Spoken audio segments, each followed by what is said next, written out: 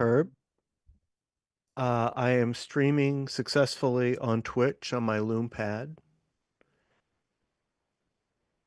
It is great news. There's one thing. It looks like you have a browser notification at the top of the screen. Google Chrome isn't your default browser.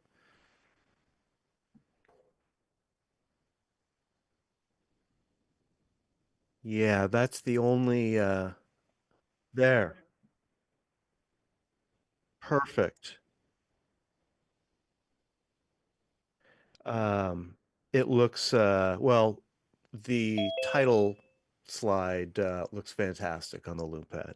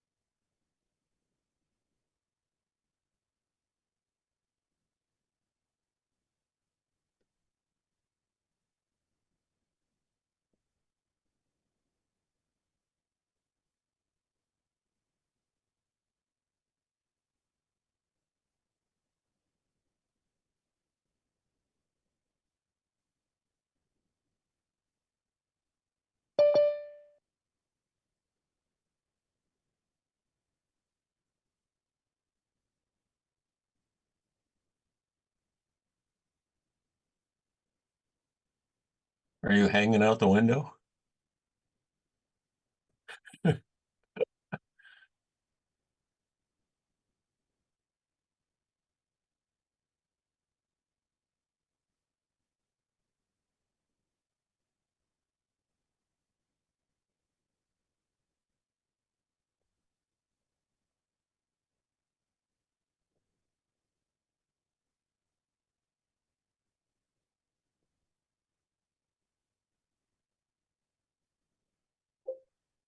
Sorry to interrupt. Herb, my StereoPix rooms is not keeping up. I'm advancing manually here. Is there a new setting I need to worry about to?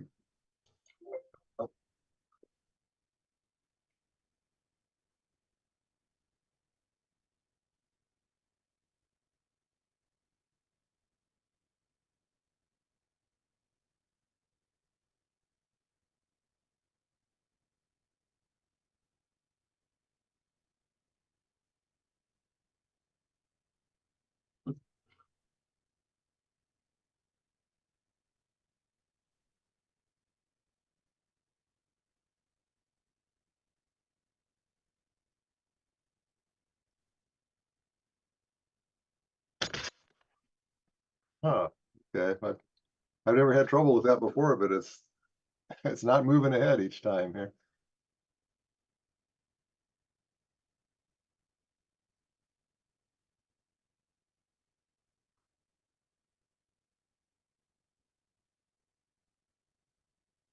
Hmm.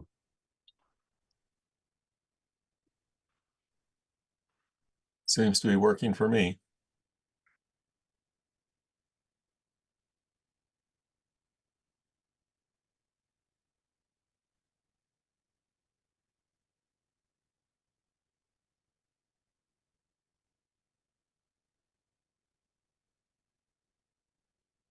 Um,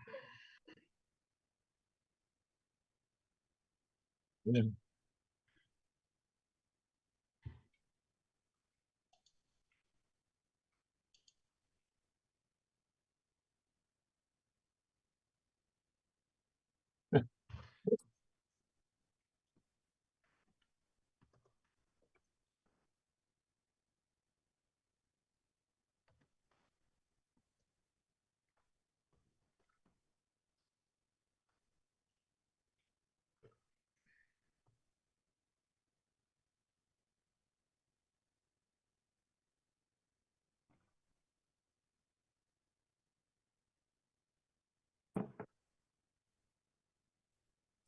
Excuse me, could you put in the chat what the, all right.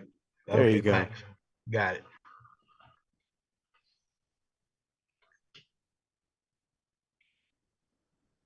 I think so, yeah.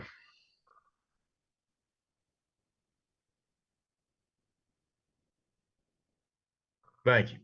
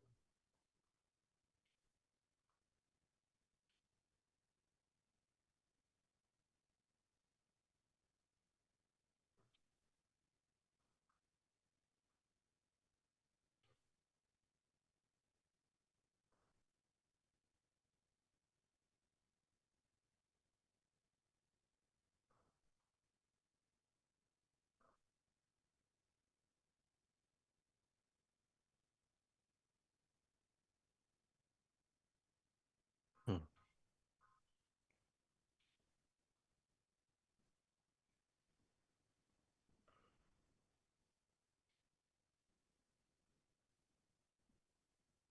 Yeah, it's a rocky road.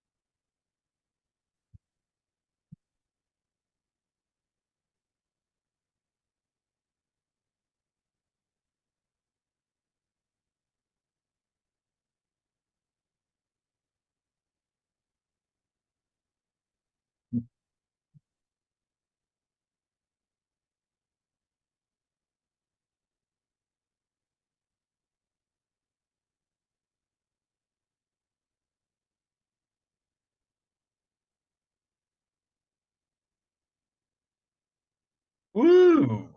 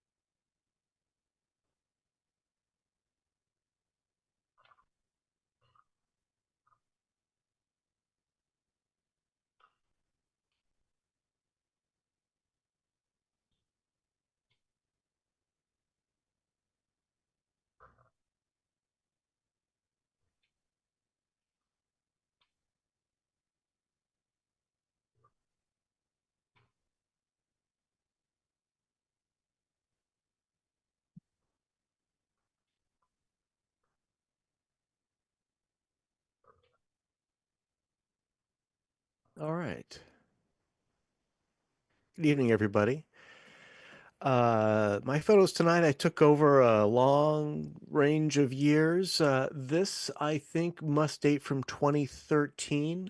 This is the eastern span of the Bay Bridge, connecting Oakland, Emeryville to Treasure Island and San Francisco. And to the left is the original span that's being dismantled, and to the right is the span that replaced it.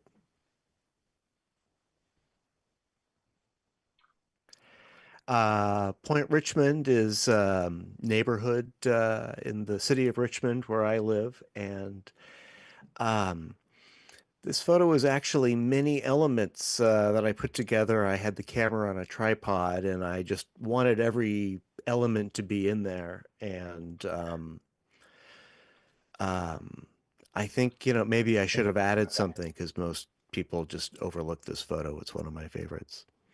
What state is that in? We're in California, in the Bay Area, Okay. the East Bay. Neighboring cities are Oakland, Berkeley, um, and San Francisco. So did you merge separate photos together to get the pedestrians in there and the car I and such, or what? I did, yeah. I waited for all of these things to happen and took separate exposures. And I just wanted that perfect light, and I love how the light is illuminating that inscription on the side of the tunnel there. This had been recently restored. I think it was WPA project.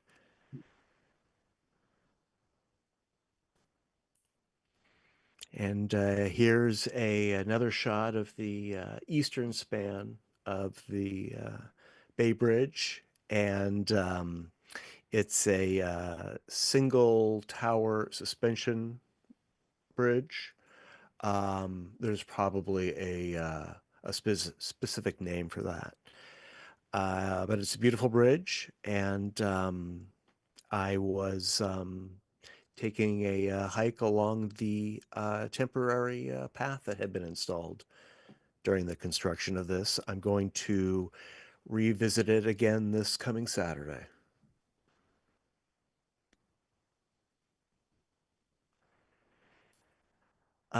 This is one of my most favorite photos. This is Fillmore Street in San Francisco. And everything just worked out for it. What can I say? I just love it. The title is The Street.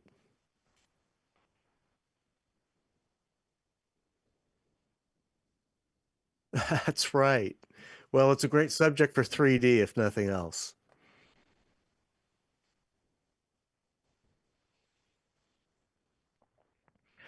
Uh, and here's another bridge, the Golden Gate Bridge. This is the pedestrian sidewalk and the roadway.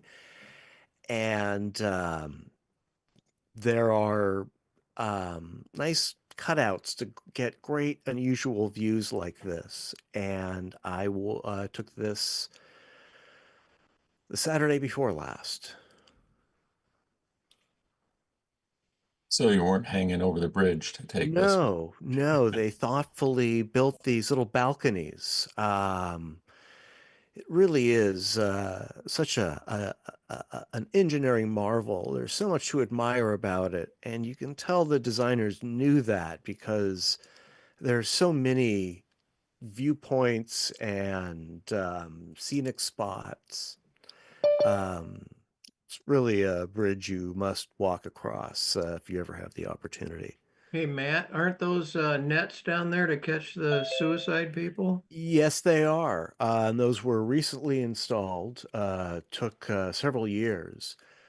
In fact, I'm not actually sure if they're done installing them because there are some sections of the bridge where the barrier that you see here has additional cyclone fencing.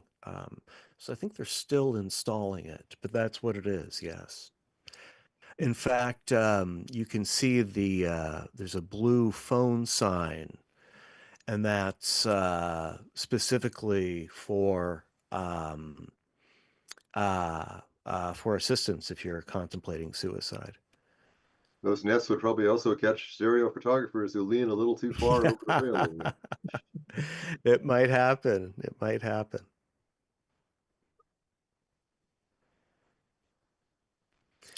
And here's a less dramatic shot of the same bridge taken on the same day. A nod of so much of the roadway, not so much of the street, but of the sidewalk.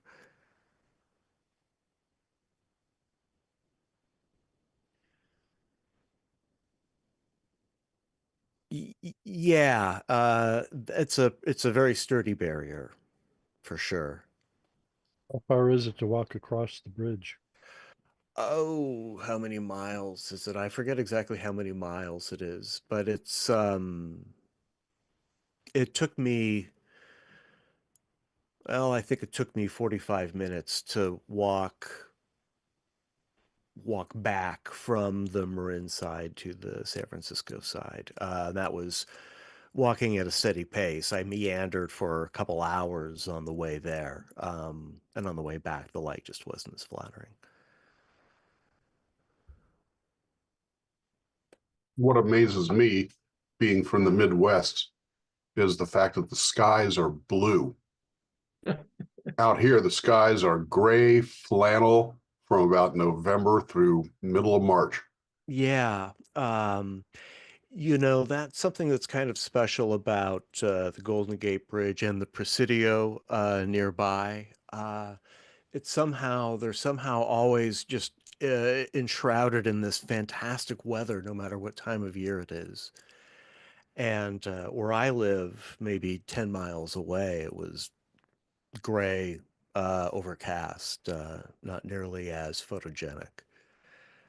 When I lived in Berkeley, it would rain every morning until 10 o'clock, and then it would be sunny for the rest of the day. Yeah. So I'm from Berkeley, and my family moved out because they couldn't stand the weather. Uh, that that damp, uh, cold, constant drizzle. Yeah. So this is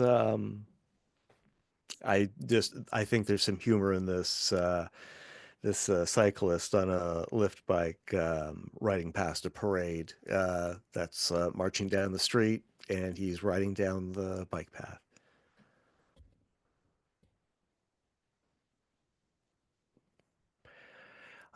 This is near the Golden Gate Bridge. This is the Presidio Parkway.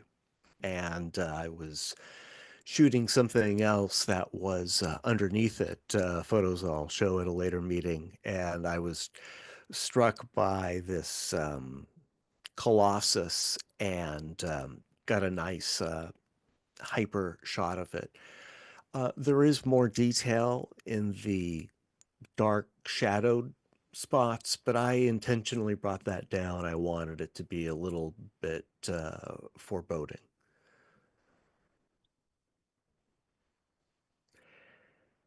And I took this on Saturday. And this is the roadway and bikeway and pedestrian pathway on the Richmond San Rafael Bridge, which is the third bridge that connects the East Bay to San Francisco and the Marin Headlands. And it's a much different bridge than the Golden Gate Bridge or the Bay Bridge. It's a much more rickety bridge. You really feel it crossing it. And as you can see, it's kind of a relic as well. I got really lucky with the shot. I love the shadows. Great sync on my Sony cameras. I was shooting into the sun, but I think that silver paint on the steel work there worked as a nice reflector. It's a bit hyper, and it's because my cameras were set wide. I was actually shooting the all that truss work, and this was really kind of a snapshot that turned out really well. So that's the Richmond Bridge bikeway. And yeah, this is the bus lane. I'd say this is a street. This is uptown Oakland at night. Was headed home from work, and I thought the bus made a nice, colorful subject.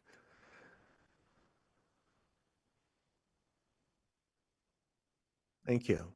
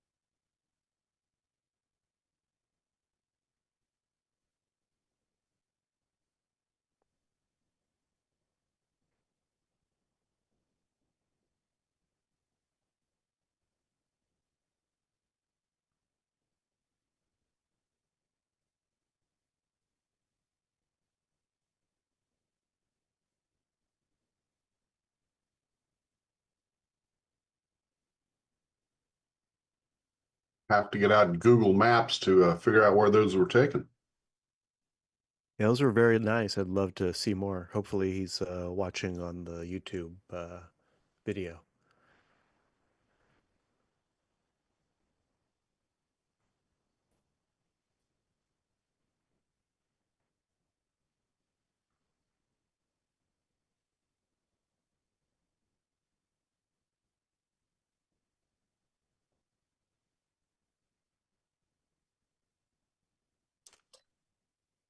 Yes.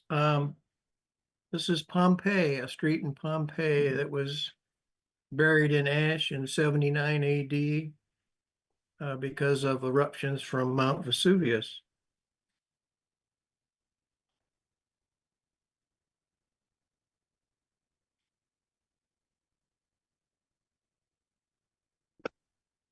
Yeah, these were uncovered from the ash. These had been recovered. Yeah. Yeah. Yeah, the whole area is an archaeological site.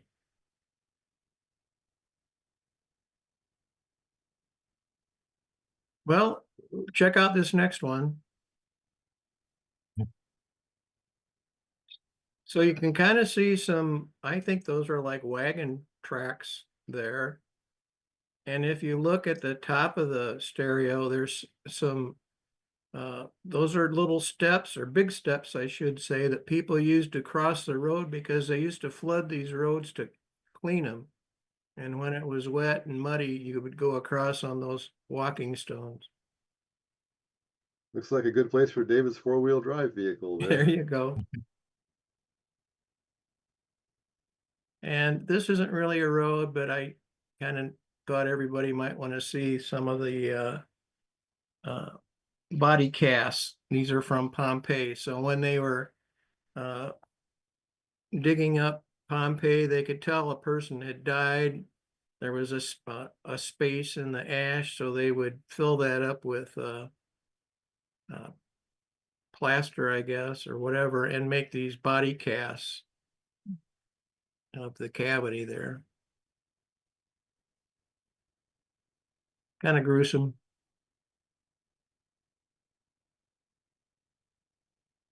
This is the Royal Gorge Road Bridge. It's near Canyon City, Colorado, 950 feet high above the Arkansas River. It held the title for the highest bridge in the world from 1929 until 2001 when the Chinese beat us out.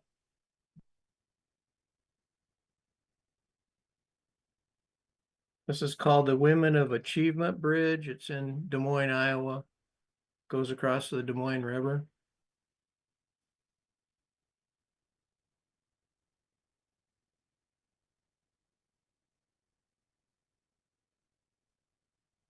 Actually, when I looked this up, I believe it's a pedestrian bridge, not autos.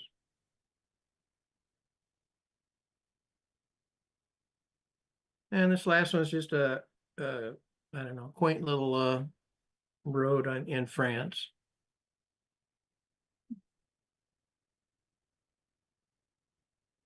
Yeah.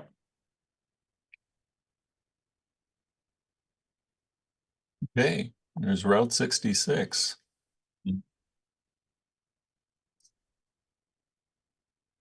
Yeah, have you been standing on the corner in Winslow, Arizona? They That's a love fine this. sight to see. Yeah, they love that song. Take It Easy by the Eagles. I'll put the Yeah, link. they've got a, Yeah, well, they have a festival every year, and they have a little park near there. So, yeah.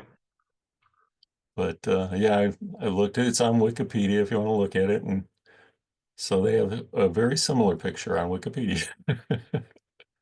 And what's that?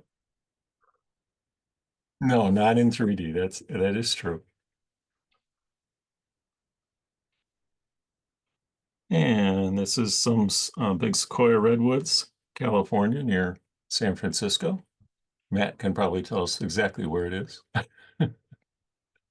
Well, maybe it's Muir Woods, somewhere around there. Possibly, yeah. Maybe up a little further north. Okay, this is Sedona, Arizona. And from somebody from the Midwest, from a flat state, looking, this is like across the parking lot from the motel we were staying at, and seeing mountains like this, it's just amazing.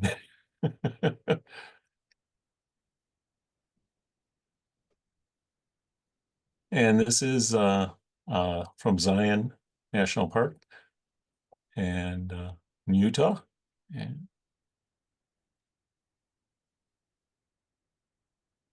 And when you have roads through the mountains, you have rock falls and narrow, one-lane roads.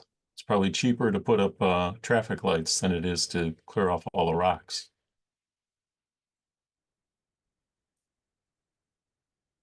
And they dig tunnels through the mountains. So this is entrance to one of the tunnels there. And here's the exit. And they probably cuts down on the tourists.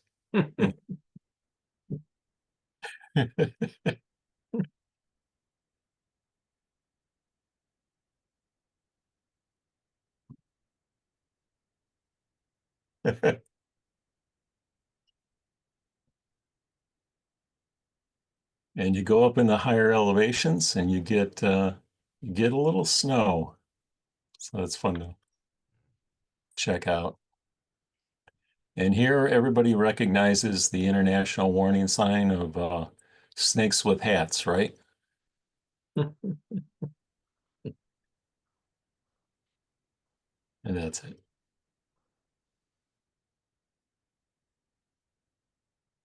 Yes, I got some pictures of streets through a subdivision in Maryland, right outside of Washington, D.C. The name of the subdivision is Kenwood, and they have all these, they have 1,200 cherry trees planted there in people's yards along the roads. The story is that back in the 1930s, the developer was trying to get interest in his subdivision, so he planted all these cherry trees. So there, it's about a third as many trees as is in DC itself, but it's very impressive to go through there and see these when they're in bloom.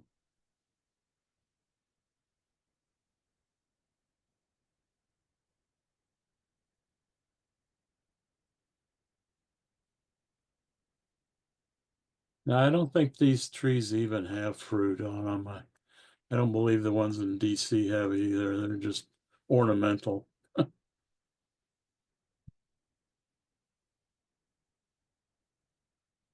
Another street in, it's not a very big subdivision, but they have all these trees. It's amazing to walk through there, and this was taken about the end of March 2 years ago. Wow. Yeah, it's very impressive.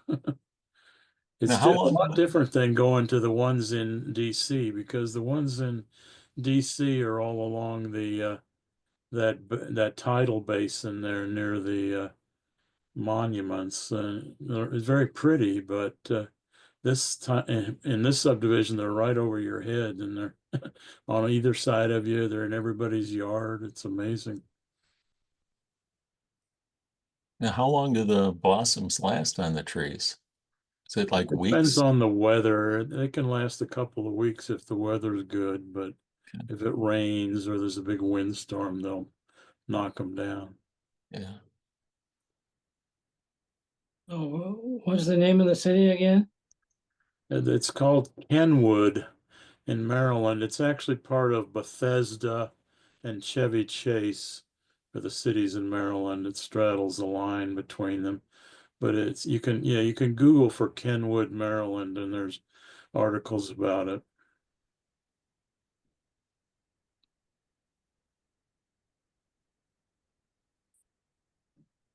I took a lot of pictures, but for this, I just included the ones where I had the streets in the picture.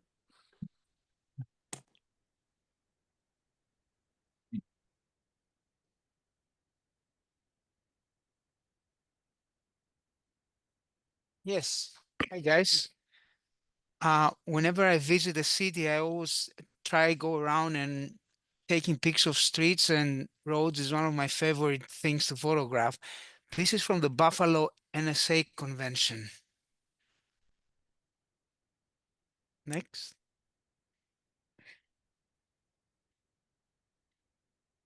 I don't know if you've seen this, but this is somewhere in Ohio. I ran into the middle of the streets of a bridge and I took this picture and then ran away before I get run down by a car.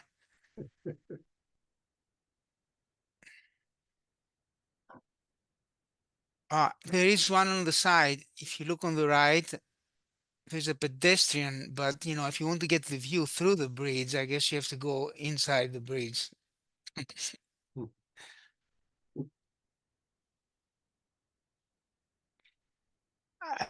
Another thing I like to do at night, I like to find an elevated point and take a long exposure. This is in Tacoma, Washington, during the NSA convention. So I take a hyper stereo and I figure out the exposure, and then I take long exposures.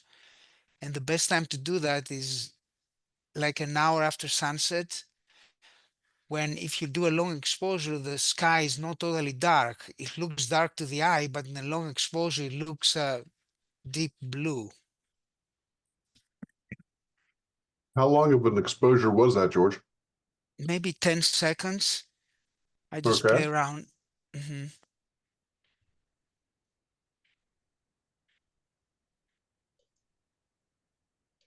So what's the distance between the two shots? In the last one, maybe 2 feet, 3 feet, something like that, as long as my body's Okay. 3 feet. This one, I don't remember how I got the elevated point. Maybe I was in a bus tour. This is Chicago, I think. But my favorite thing to do is to have my wife drive.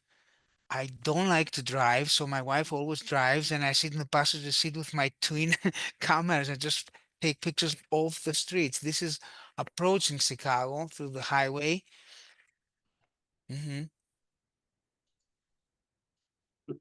And here we're stopped at the stoplight in Chicago, and I took this picture of pedestrians crossing. It's Randolph and Wabash. Yes. Taking pictures going through tunnels, also in Chicago, I believe.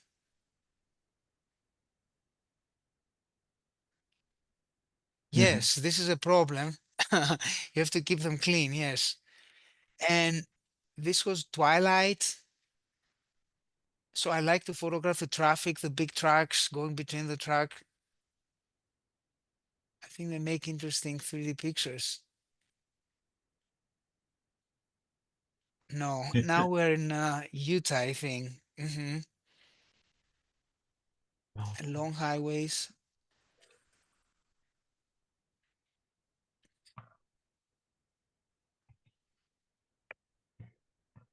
This is the newspaper rock. This is a site in Utah, but I like the pictures of the scenery through the road while my wife is driving.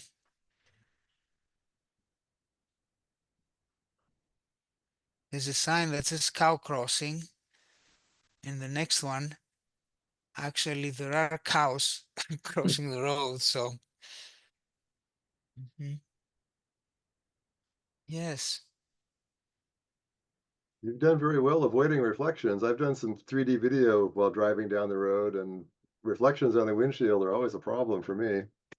Right. These are great, though. Sometimes I zoom to get out of the reflections. If you use a wide, I use a moderate zoom, not very wide. The very wide will get the reflections in. You put your cameras right up, touching the windshield? Yeah. And I raise them a little bit. I look to make sure the reflection routine zoom out of the hood or whatever. Yes. I hold my twin bar with a little handheld tripod to be a little bit steady.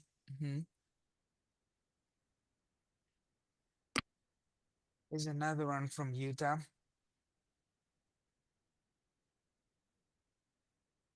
I think this is my favorite. There's a lot of depth, but so when you take pictures of the highways, when the car starts going down and then you see going up again, you can capture an interesting picture if you have some traffic too, those long highways and some of the scenery around.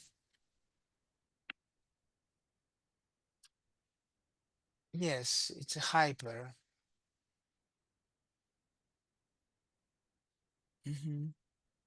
I thought I would put all my highway pictures together in a sequence and play the song. How does the song go? On the road again? Yeah, Yes. Willie Nelson. Yes, exactly.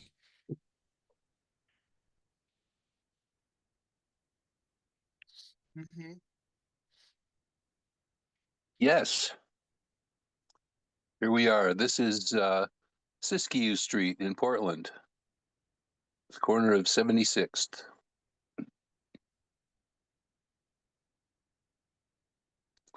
And this is the Prinsengracht in Amsterdam.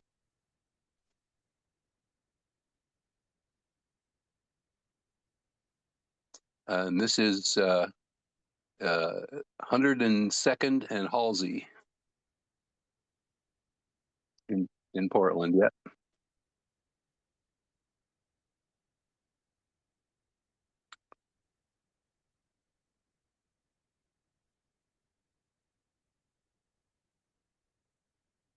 This is Chicago, and you can see the subway entrance and the Monadnock building, and this is Dearborn Street.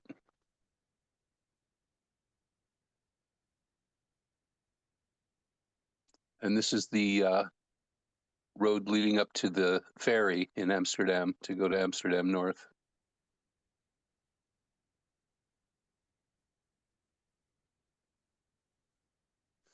And this is was here in Portland. It's in somebody's driveway, but I took it from the road. Yeah.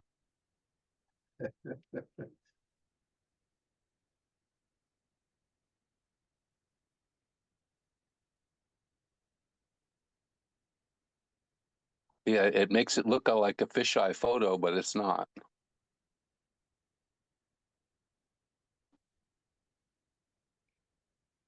And this is the New Sides Coke, or sorry, the Odersides Coke in Amsterdam again.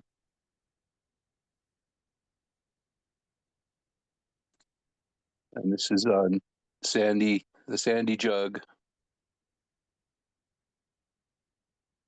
here in Portland.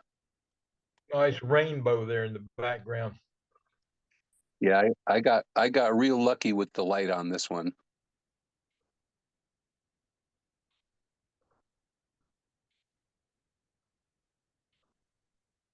And this is in Amsterdam again.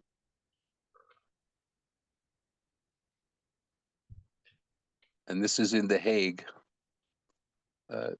on the Strand.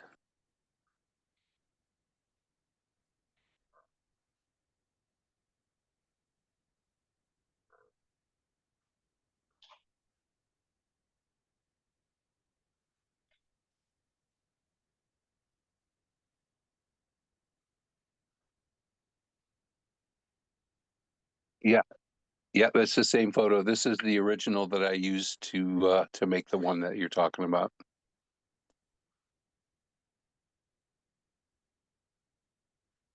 Yeah. And this is a fire plug that ate too many mushrooms. It's here in Portland, of course.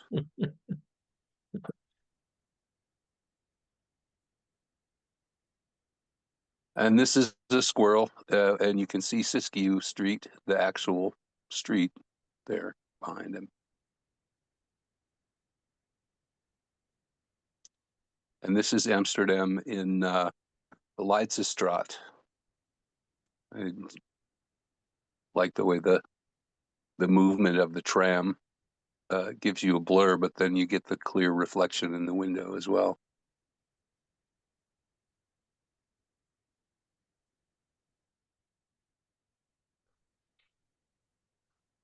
All right. Well, I'll start out with a few from a couple of years back. We had a big snowstorm in Portland. We don't get snow all that often, a couple times a year, maybe only.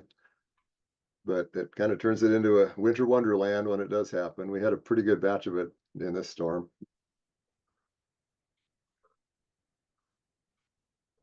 Really buried the cars in the street too there.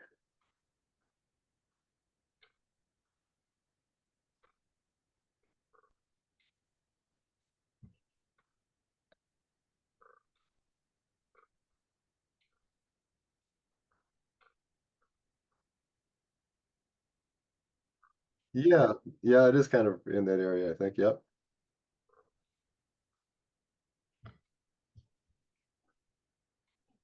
And this was over on the east side. Again, the piles of snow they're unusual for here. They're probably nothing unusual back in the Midwest, but we don't see all that much snow in Portland.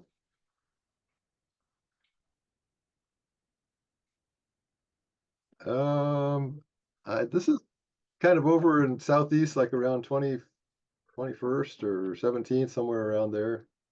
I don't think you can see the convention center.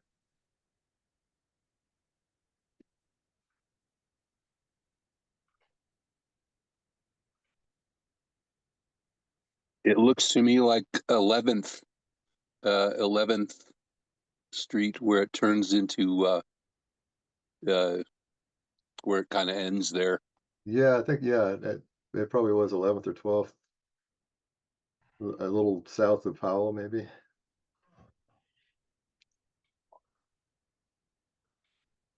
And the weight of the snow took a tree down too, unfortunately, on somebody's car. That happens. Yeah. And this is the bridge from Oregon into Washington at Astoria. This is a sequential piper from underneath.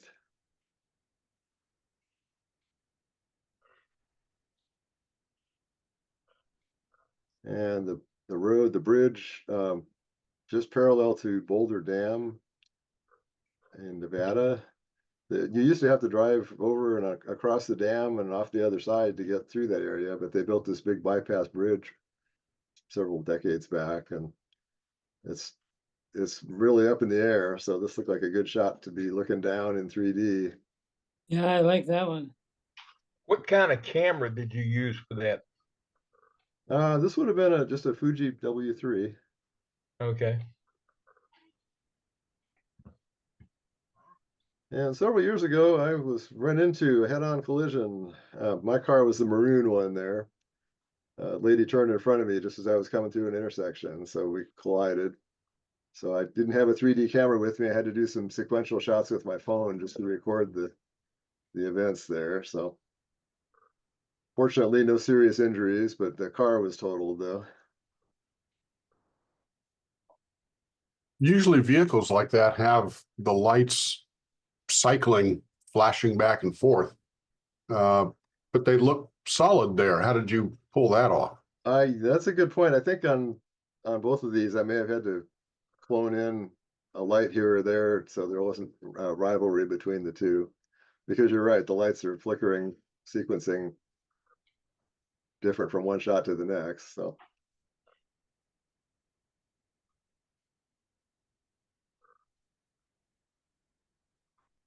yeah, well, I think the other side on the right is behind the hood, maybe there. But yeah, I think I did retouch a couple of those lights just because it was hard to view original. And they hooked it up and towed it off there. That's got some retinal rivalry in the rear wheel, but I wasn't brave enough to try cloning the hubcap differently to remedy that though. And then over at the wrecking yard, I had to reenact the moment of the collision there. I had my wife snap this one. With me screaming, no.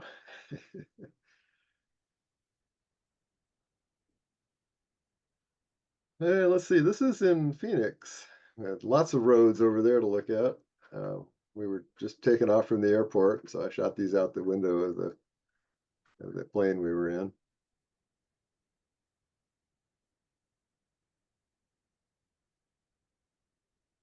Quite a few residential streets visible in that one. And downtown Phoenix. I've lost the images in rooms.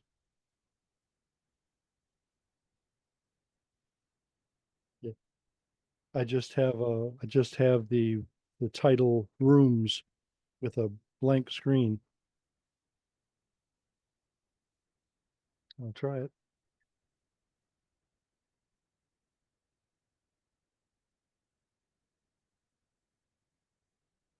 There, it's back. Thank you.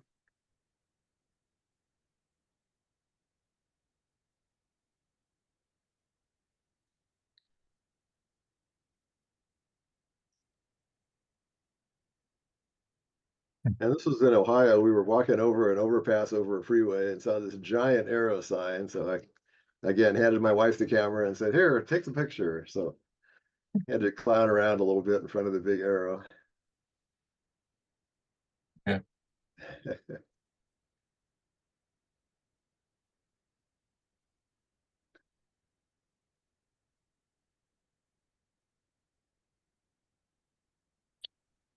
Yes, yeah, okay. Well, in the last, I've talked previously about the X-Real Beam Pro, so I want to show you some pictures I've been taking the last couple of months. The camera has a narrow stereo base and a wide angle field of view, so kind of encourages close-ups and and pictures in tight spaces. And this is one example from the Toledo Zoo. Next.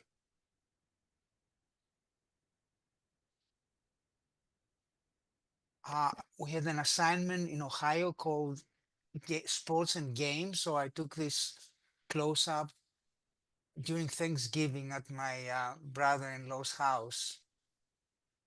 I got a question. That one that's right in the center red dot, was that actually one that somebody threw, or did somebody just put that there as a, you know? Well, normally you will put it there, but actually I did play and I did throw it at the center. And after I Yeah, was done, I decided to take a picture. good. Yes. I hope you had some money on it. This is interesting. When I see cars, I like take reflection. You see myself and my camera, and the bottom side is the reflection of what's happening behind me. And if you look at the top, you see through the window of the car what's happening in the front of the car. It's like a split image. Coincidental.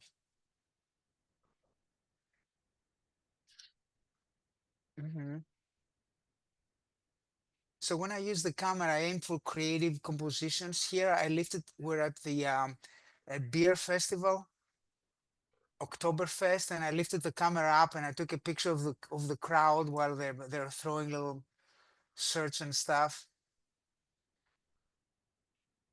Yeah, of course, there's a little bit of a problem with the narrow base. This picture will look better with twin cameras, I think, but still, it's so easy to lift it up with a selfie stick.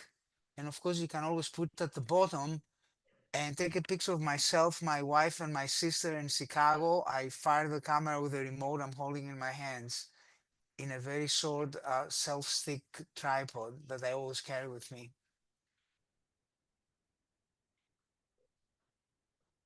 The camera is great for spontaneous pictures. You know, you see kids playing, you snap their picture really quickly. They're very used to seeing people. They look like you have a phone, so nothing is very weird about what you're holding and doing. Next. Again, at the Toledo Zoo, I put the camera really low and I include myself, fire the camera remotely.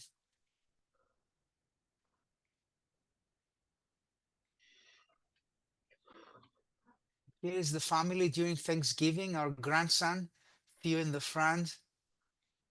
The camera is really close to the action.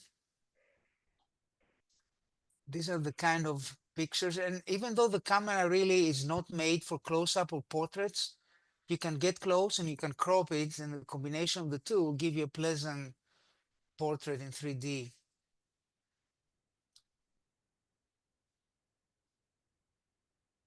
There's another picture of Vinny, and you notice how I lower myself to get at his eyes height.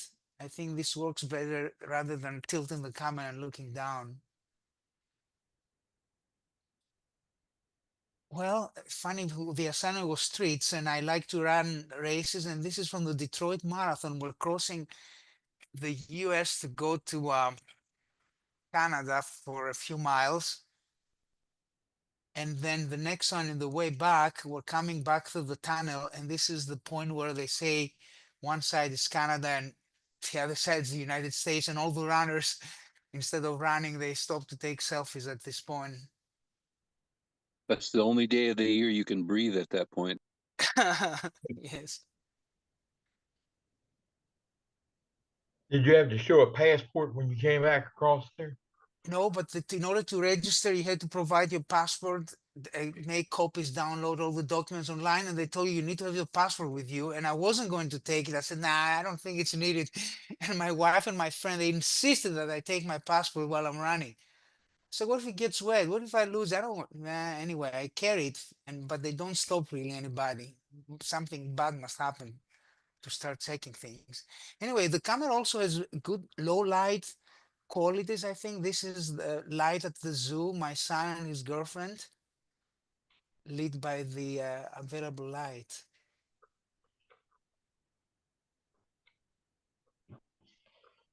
Well, when I go around, I take pictures of people having fun.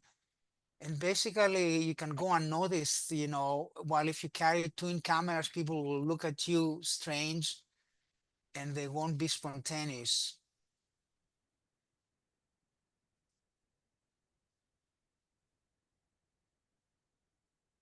Here we are at the Museum of Prohibition. And at the end of the tour, they served us drinks. Museum of Prohibition, huh? Prohibition, yes. In, Huh. I forget the city now, Savannah, Georgia. Oh boy.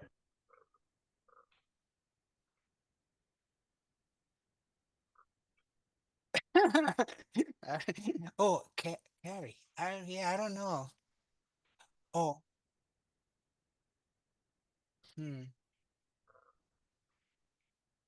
Then the next one, you can do some street photography with the camera, which means you take pictures of strangers walking around the street or things happening in the street. And again, you don't attract a lot of attention with this camera. Oh, well, examples of taking pictures of a tight space. This is a small plane. Me, my wife, and my sister.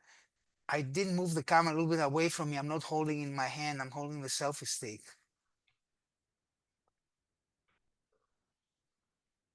And the classic, the escalator picture where you see the reflection of the window. It's a really tight space, but this camera does well. Combination of the wide angle and the shorter base allows you to capture these. And in the next one, it's actually, we're coming back from the Thanksgiving race, and I'm sitting in the front of a little minivan. I turn around, and what other camera can really, in such a tight space, takes a picture that has natural depth? This camera is made for these kinds of pictures. What Yeah, it kind of seems camera is that? Please, I missed that. This is the X-Real Beam Pro. It looks like a phone. It has a stereo base of 50, is it 55 or 50 millimeters, and a very wide angle lens. Huh. the results seem X-Real. very similar to the red hydrogen one. Yes, with a little bit more depth, What, maybe. Yeah. would you spell that X what? X-Real, real. You can buy X it on R E A L. RIEAL, X-Real Beam Pro, and you can buy it on Amazon for $200. I think it's the bargain of the century for what this camera will do. I've been very happy. I used it since September. I always carry it with me. That's the big advantage, and can also use all kinds of phone accessories, which makes it even more useful.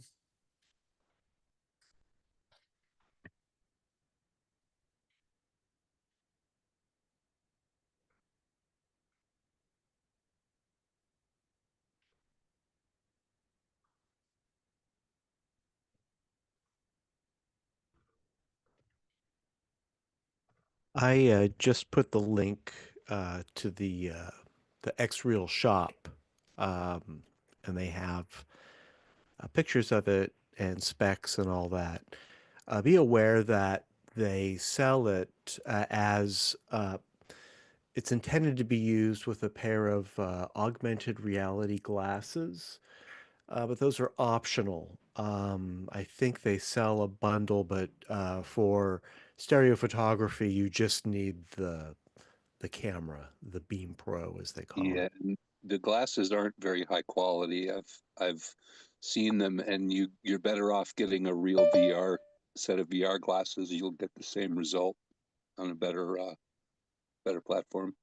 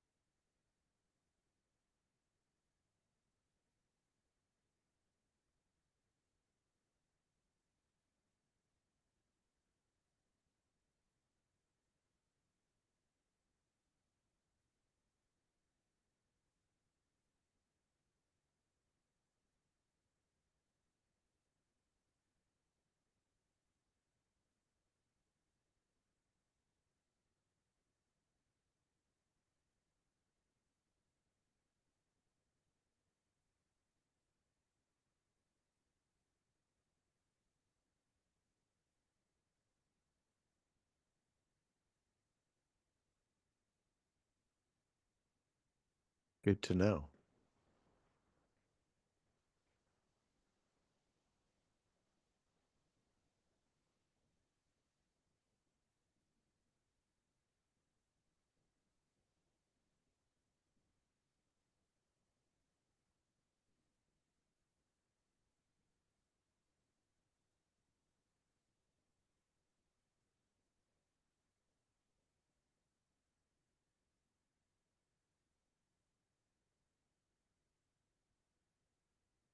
That's on YouTube?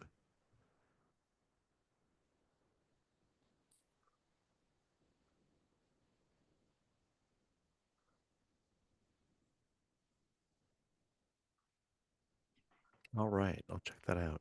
I missed the meeting myself. This is my last picture, and this to me, this is the most amazing. This is during a Christmas dinner.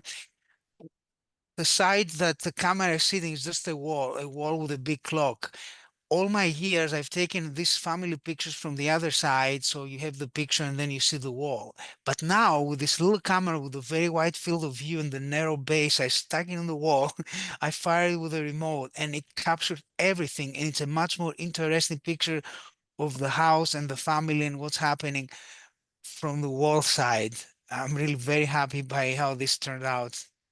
And this is the kind of picture I think no other camera can really take. The combination of the field of view and the stereo base is just perfect.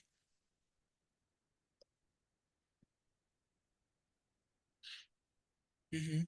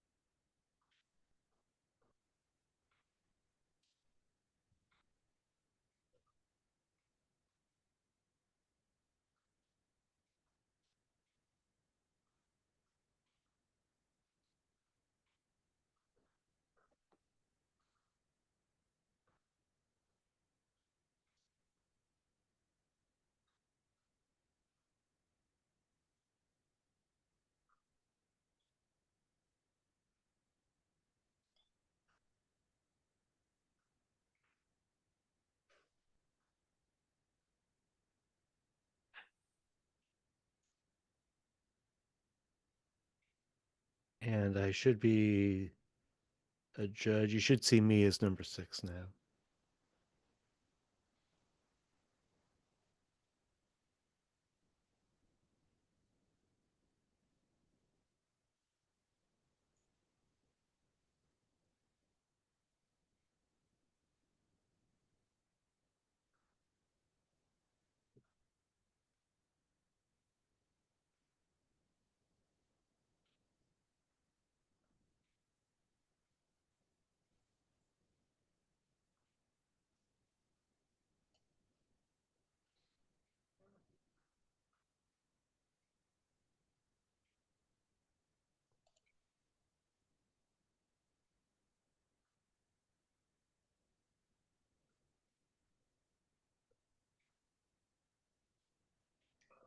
Yeah, I used ISU Stereo 3D for my login.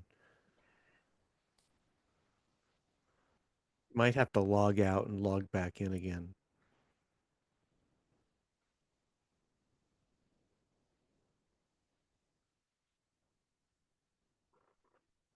Excuse me, I'm gonna have to say goodnight. That's about 11 o'clock here, and I'm getting ready to go to bed pretty soon. So, um,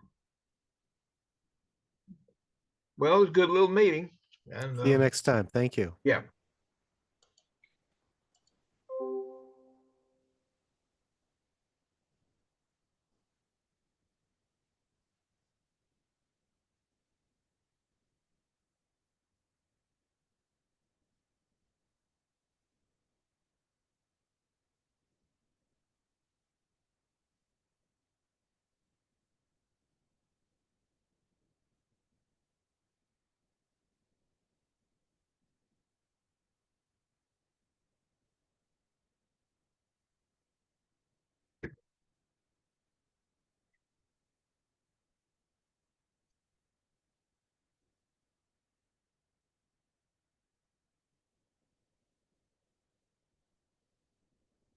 Hey, Herb, it's Bob. My screen says judge number 1, Ken.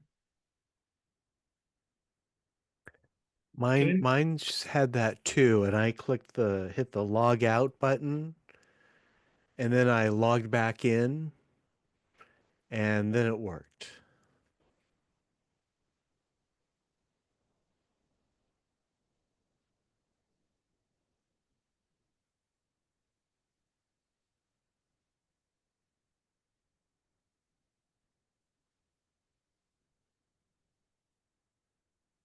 You're muted, Ken. Mine says judge number 10. Okay. What's the login again? ISU? Yeah.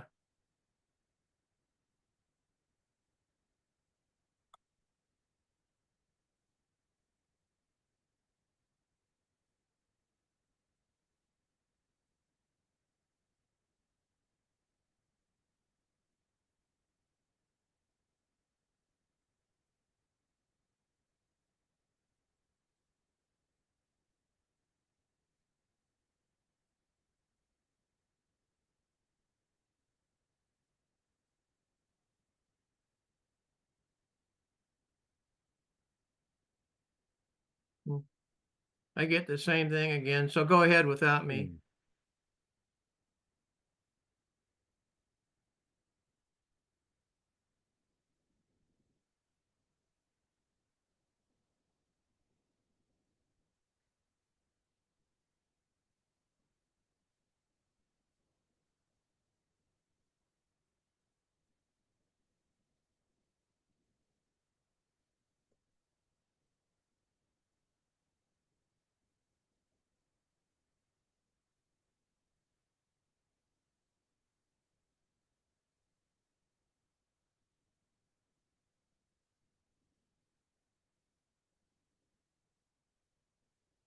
No, No. I haven't. Yeah.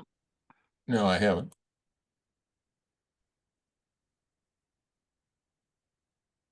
Well, I don't see the image.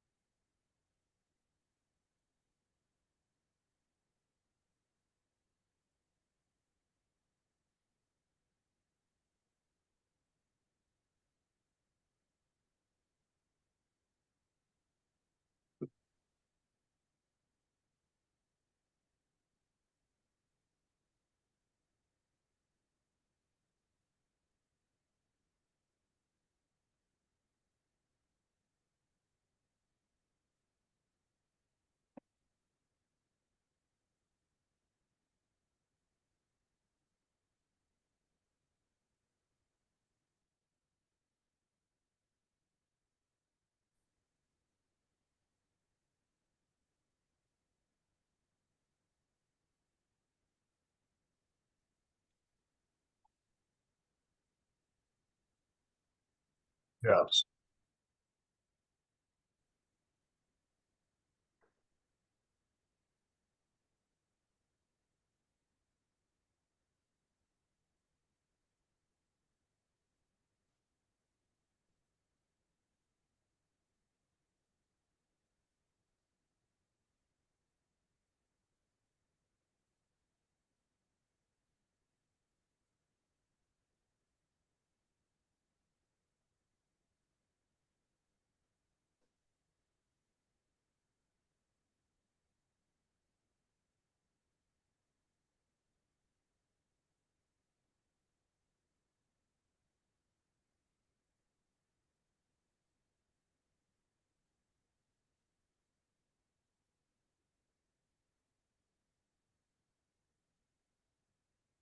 So I have a funny brief story about the mushroom pool image with the bubble in the foreground there. I don't know if you can get back to that very easily, Herb, but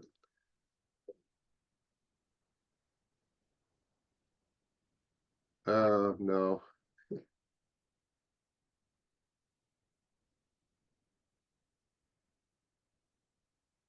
Yeah, so I was actually taking shots of mushrooms with water in them like this. It was raining at the time. I was crouching under an umbrella using my phone, just taking sequential shots. And all of a sudden, a big raindrop hit and created that bubble. And like I say, it wasn't a 3D camera. So I was just saying, oh, come on, let me get the second shot here so I can get a 3D pair before that bubble goes away. And fortunately, I was able to. And just a little bit after I shot the second image, the bubble popped. So it was very lucky that it stuck around long enough to be captured in 3D there. Yeah, it's an amazing shot. I don't see any rivalry at all. I thought it looked cool enough just with the water and the mushroom, so I took a bunch like that. But yeah, the bubble really was unexpected and adds quite a bit to it too, I think. Does, yeah. Any idea what the diameter of that mushroom is? I guess it's probably 4 inches across, maybe. All right. That's a blade of grass sticking up in front of it there, so it's And that pretty oval in the close. background gives it the impression of being a bathtub. Next time you'll take a straw out to make more bubbles. Yeah, that would be a good idea.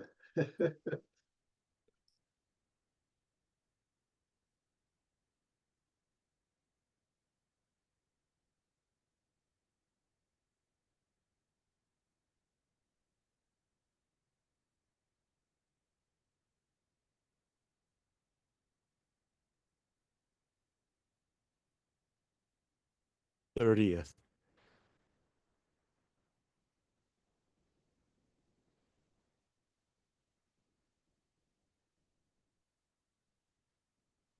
Right.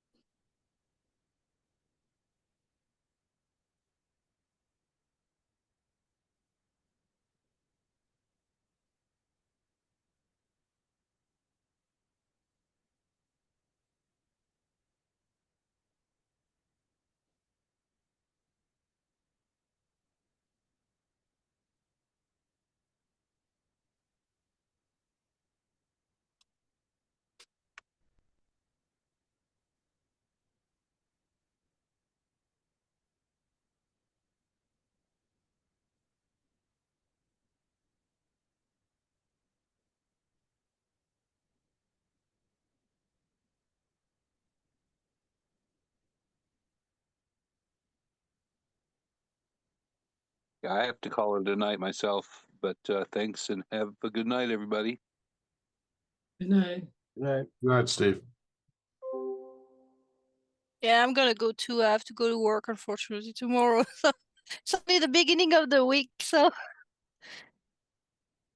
well, see you.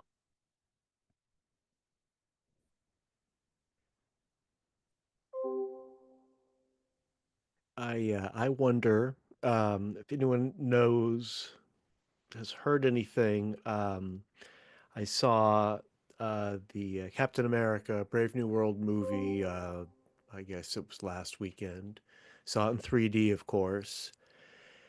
And I saw it at an IMAX 3D theater. And I was under the impression that IMAX wasn't doing 3D anymore. Does anyone know anything about that? It was uh,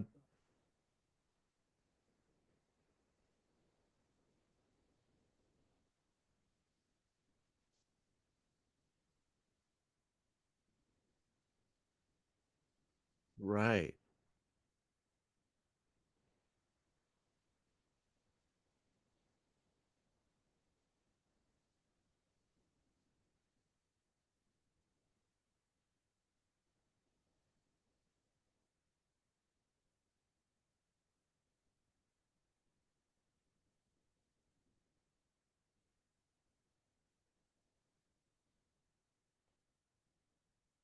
Hmm.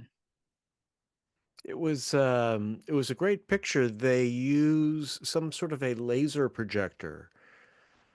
So it's 3D with laser projectors, and I stole the glasses. I wanted to see if I could figure out, well, they're around here somewhere. I think they're a regular circular polarizing system. I haven't tried them with my 3D TV yet, but great picture. I'd recommend it for a 3D movie if I would, of course, recommend the 3D movie. I wouldn't necessarily recommend that 3D movie.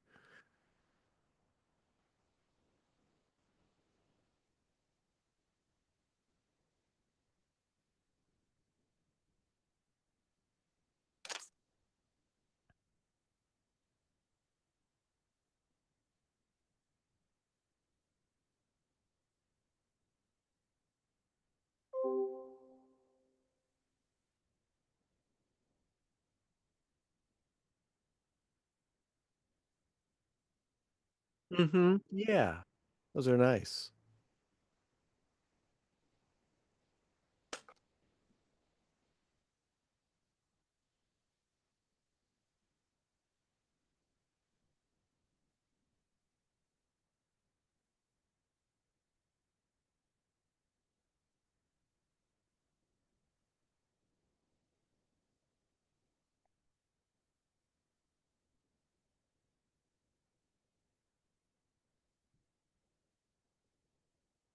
Wow.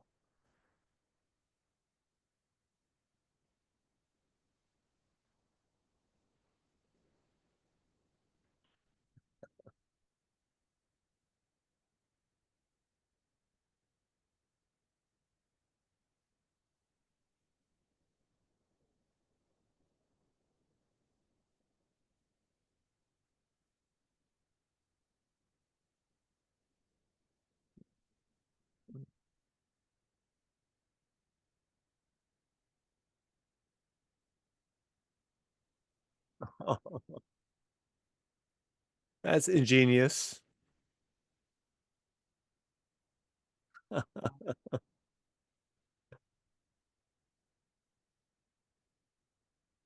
A different system, yeah. Um, I'll um, I'll do some experiments.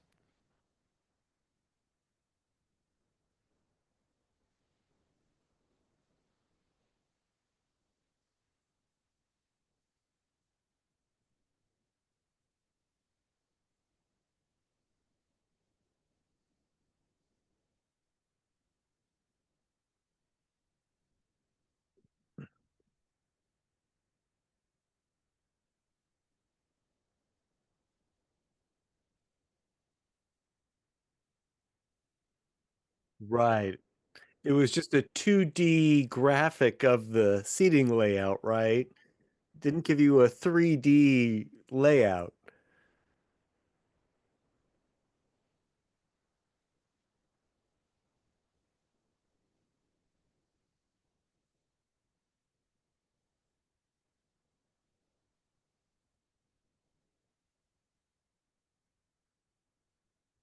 Oh,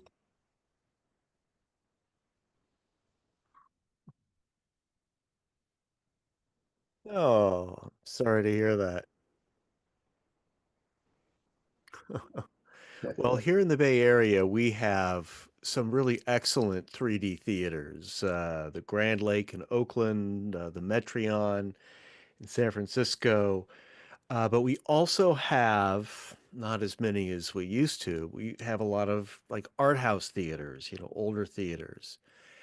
And yeah, I can't believe that they used to build theaters with just flat floors because your view is always blocked by somebody.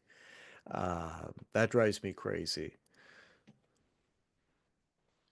I was going to comment and say that I've heard of those smaller screen IMAX auditoriums referred to as LIMAX with an L.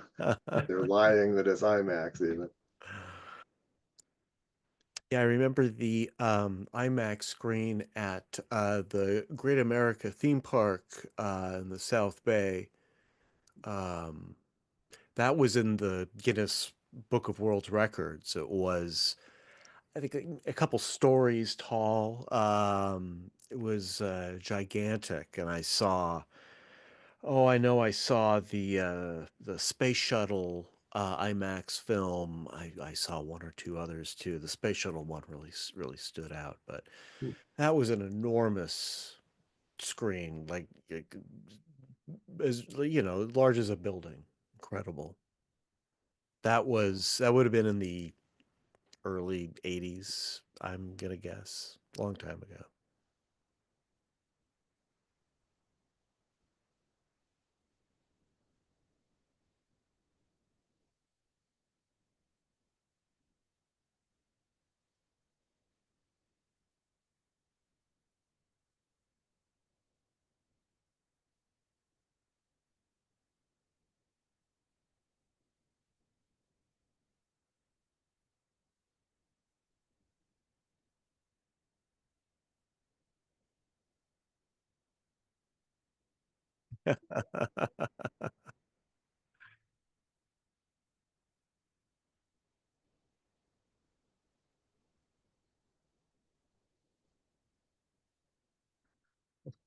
Yeah.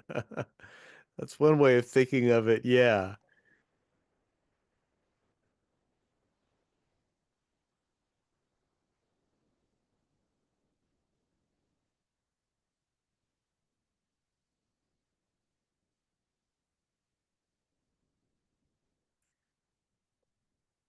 Good question. I think, yeah, I have read that for some movies, at least some shots, they compose specifically for that taller screen.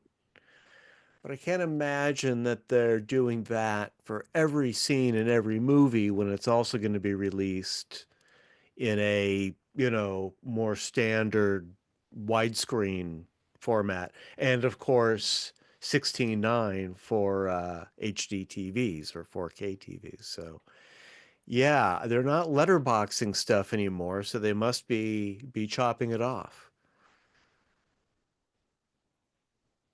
So it sounds like you weren't a huge fan of that movie, but was it worth seeing at least? Oh yeah, I had a blast. I Oh, mean, okay.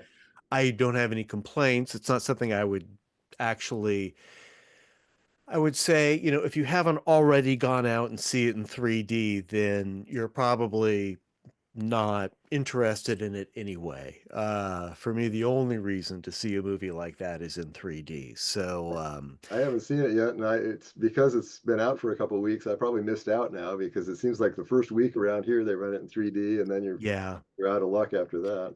you might get 2 weeks if it's a real popular title in 3D. It seems to be that way all over. You've really got to see it early, or you'll miss it.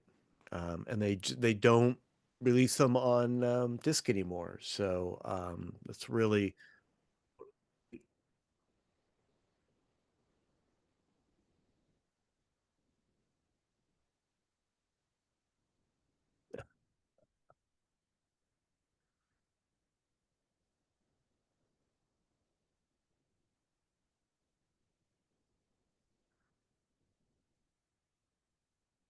right.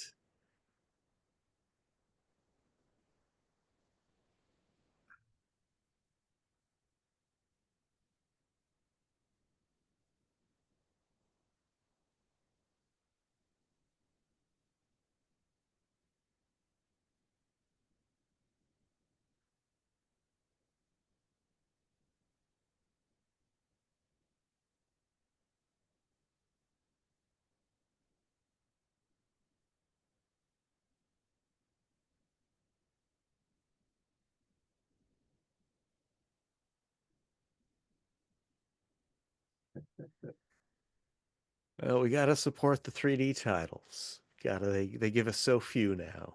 Um, You are old enough to be considered a grumpy old man, which means you are well within your allowed to stand up and gripe to these youngsters and perhaps intimidate them, and no one will fault you for that. So I encourage you to do that.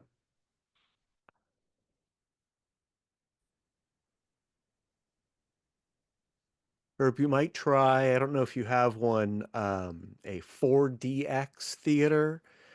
These are 3D movies with seats that are animated to shake and rumble along with the film, and you really have to hold on tight. You really can't be holding on to a phone without risking it flying out of your hand. It definitely keeps people,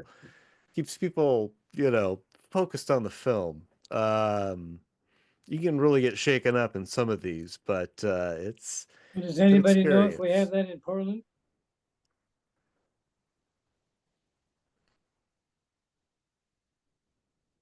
There's a couple of auditoriums in Portland that use what they call D-Box, which is a seat that is synchronized to what's going on in the movie. It doesn't have, I think, doesn't the 4DX have like water mist spraying at you and bubbles and whatever else Right. too? It has aromas and Yeah.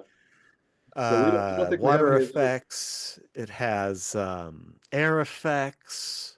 Um, the 4DX theater in San Francisco, where I go, unfortunately, when they remember to restock the aroma machine, they always put in the same scent. So you smell flowers no matter what, burning car and it's flowers.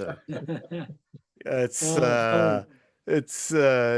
something they just don't do right at that theater, but it's fun. They're doing what they can to get us back in theaters, including 3D. But of I course, I look would forward. argue that new 3D movies really are more 2.5D movies. Like for example, Captain America: Brave New World had, one or two standout 3D shots, but most of it was shot with very shallow depth of field. The background was always out of focus. Focus on the characters. Is a very talky movie, and I just feel it's not fully 3D unless it's intended to be watched in 3D.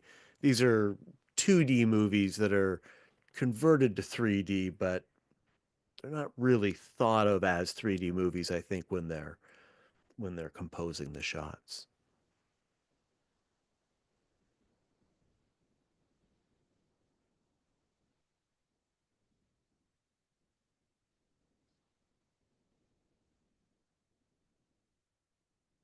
Right, right, yeah.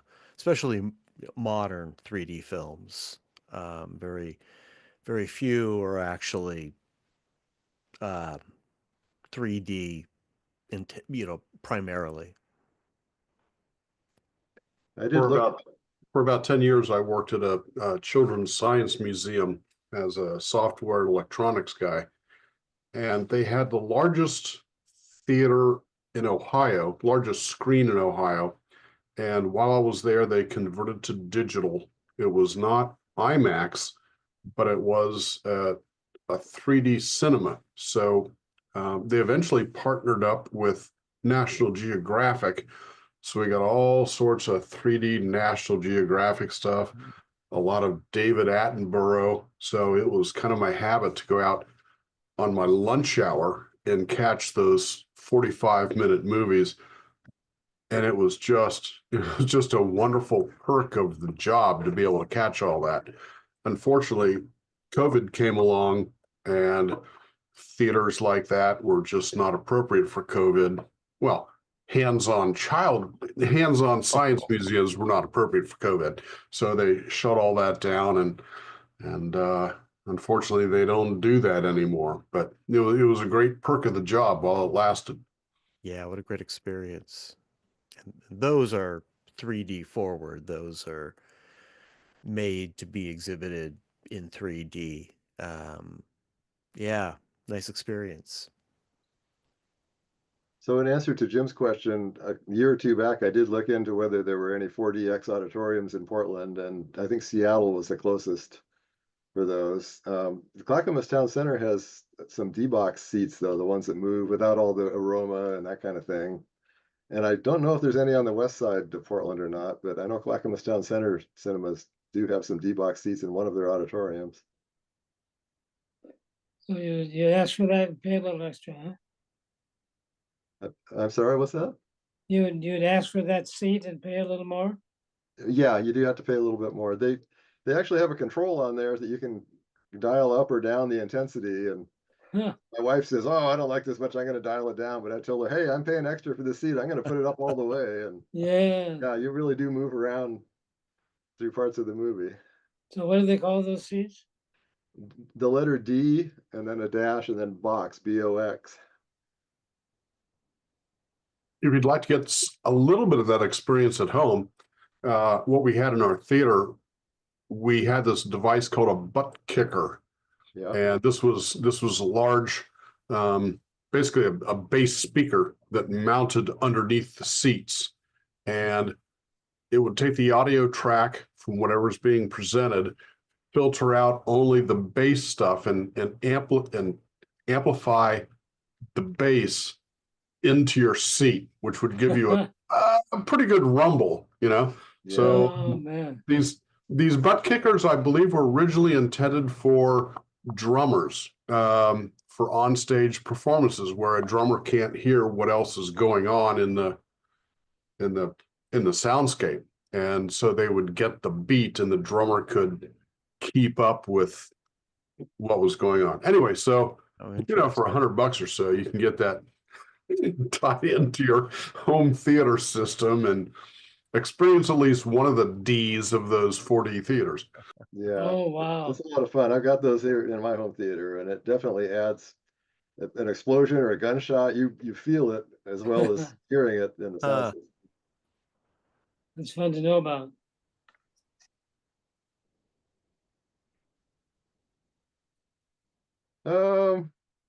No, a lot of Blu-rays for a time there at least were encoded to be used if you spent the big bucks and got the D-box seats in your home theater. There was a special track on the Blu-ray that played to that, but the butt kickers just take the really low frequencies and just give you a tactile experience feeling those. So no, I don't really have any movies that were better than others. Anything with low bass, explosions, gunshots, that kind of thing, you really do feel it as well as hear it, though. Well, I suppose the butt kicker could be used with any music. It wouldn't have to be with a movie. Yeah, you can use it with music too. Yep. So anything with drum beats. Rumbling things are very good. Dinosaur growls are pretty good. Dinosaur footsteps walking along. Oh boy. What's that? Oh yeah, that actually that one year when I got the really good low bass in the fireworks soundtrack, yeah, that does help that with the fireworks too. More like you were actually there. So speaking of Blu-rays, I don't know if anybody's familiar with there's a company in Germany called Turban Company, and they've been putting out a collection of 3D Blu-rays. They're up to number 12 now, so they've got 12 of them issued already. They're not all ones that a lot of people are excited about. And just looking back, we just did a thing in Stereo World about those that will be out in a week or two here. But number 10 is Scream 6 in 3D. Number 11 is Friday the 13th, Part 3 3D. And number 12 is Teenage Mutant Ninja Turtles Mutant Mayhem 3D. And there were 9 other ones up to that point. So those 3 actually I think are announced as a pre-release. I don't think they're actually shipping those yet, but numbers 1 through 9 are available and being shipped. Mission Impossible is in there, and I received that one and haven't had a chance to watch it yet, but I'm really looking forward to seeing that in 3D. I missed that if it was in the theaters in 3D ever. I didn't see it that way, so I'm excited to watch that. It may not have been released in the US in 3D. I kind of got the feeling that it was not something that Yeah. would have been available before. So, as a Blu-ray 3D collector, I'll say that Friday the 13th, Part 3 in 3D, terrible movie. It was a real grail for us collectors. And it was finally made available as a disc in a boxed set. So you had to buy all these movies. So for me, that's a big deal. And Germany does seem to release titles. I'm talking about older titles that don't get released in 3D in the US. I can think of one or two others that I've purchased from sellers in Germany. So they've got something going on.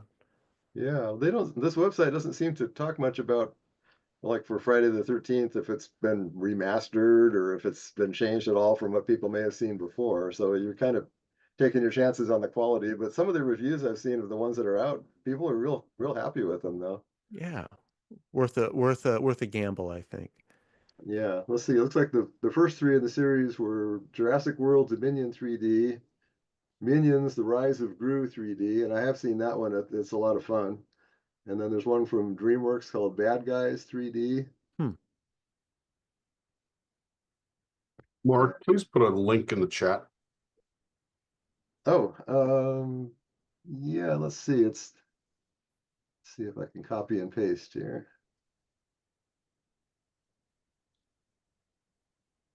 I haven't used the chat before, so I hope I can do this right here. Let's see.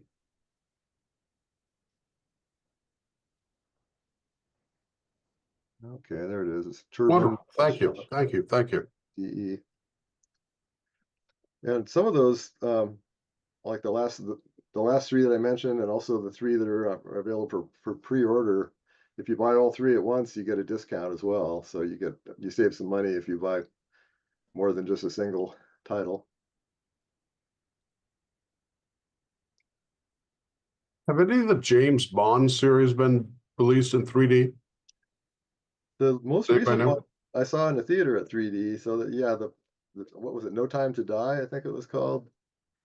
Was exhibited in a theater here in 3D. I've never seen a Blu-ray of that one, though. I'd love to get a copy of it. So I think that was maybe the first James Bond movie that had been released in the 3D format that I know of.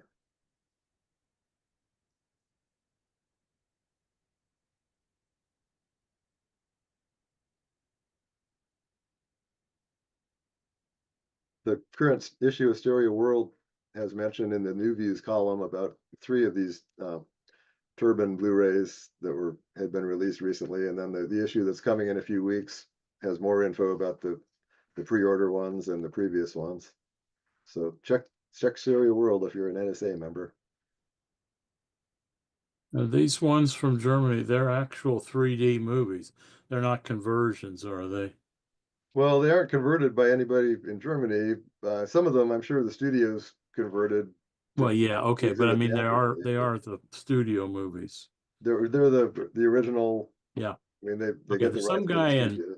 there's some guy in Greece that sells conversions, and they're in New York Stereoscopic Association meeting. They were hyping those, but they're all conversions.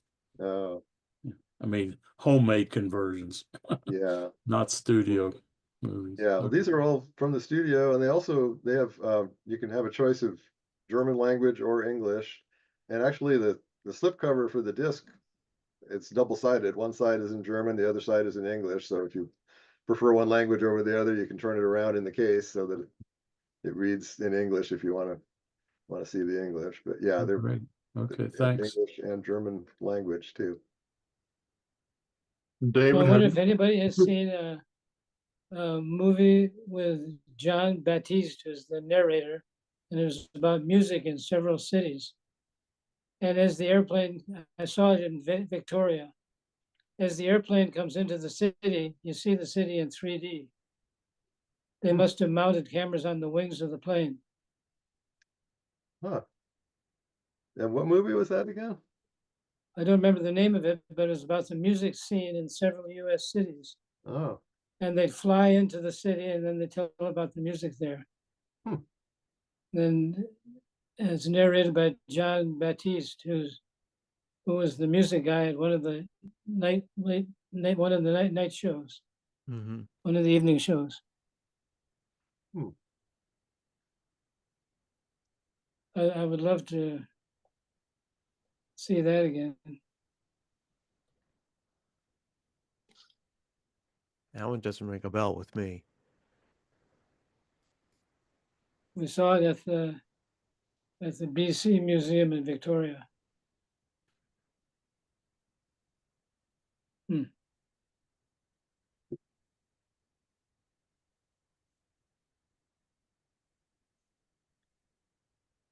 actually, Herb, I was thinking a little bit more about your question about the butt kickers. A 3D movie that really benefits from those is San Andreas.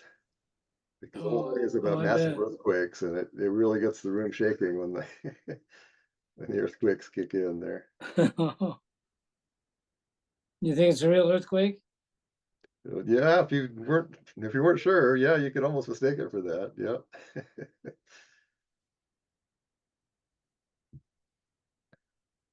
All right, you guys, I'm going to call it a night. Thank you, everyone.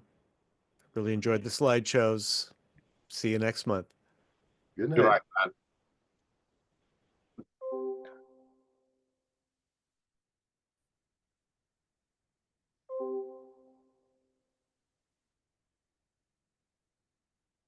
Hey, Jim, were you thinking of going to the NSA convention this year?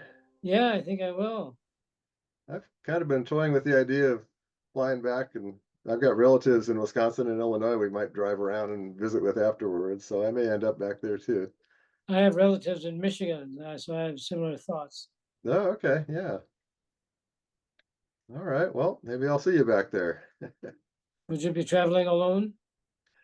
I would fly to the convention alone, and then my sister's thinking about flying and meeting me there after the convention to visit relatives after. Yeah. So, yeah, I'd be alone till the convention is over. How Yeah, about you? one of my sons said he'll go with me, but a week is a long time, he said. He said, I'll go with you and be at the convention with you for maybe 3 days, maybe 4. Yeah, I'm thinking about maybe just hitting it for 4 days myself. It's a long time to be there otherwise. Yeah. So yeah, I may hit the stereo theater and the trade show maybe, but well, hopefully I'll bump into you there though. I've never done a convention, but little sister lives in Wisconsin, so Yeah, it's kind of a good move for me if I did. yeah, the convention is This just is on the the year to border do it. on the border of Minnesota and Wisconsin there. So that's yeah. Well, those conventions are fun.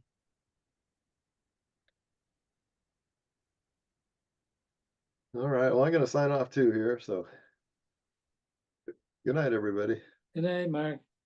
Good night. The Herb I'm hanging around for the sole purpose of griping about the NYSA video YouTube captioning. Is this a good forum to gripe about that, or should I send you an email? And should I send you an email to your home address, or should I send it to the NSA chat group, or what?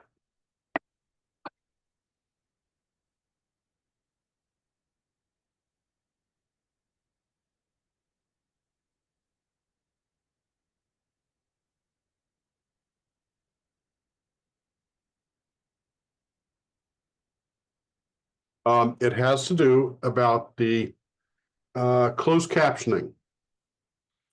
The closed captioning comes across the bottom of the screen. You cannot turn it off because the closed captioning has been cooked into the video, as opposed to a separate stream, which you can turn on or turn off. And on those parts of the video where there is text at the bottom of the screen, the closed captioning overlays it.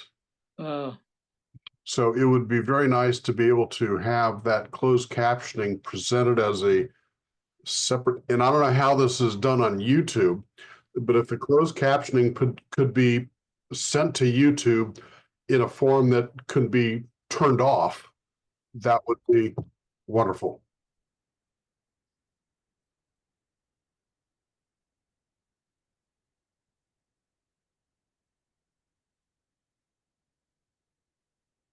Ooh.